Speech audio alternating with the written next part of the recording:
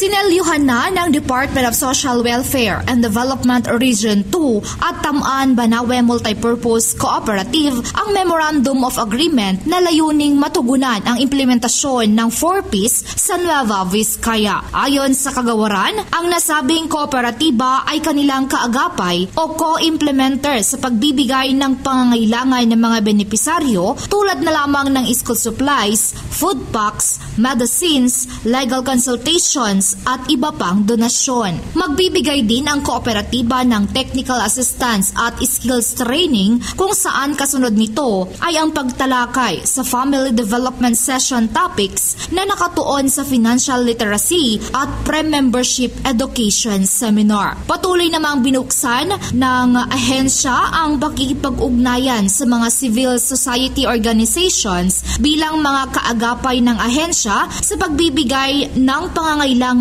at paggabay sa mga benepisaryo ng 4Ps. Mula dito sa Ilagan, Isabela Jardel Inere para sa Radyo Alternatibo Balita Nationwide.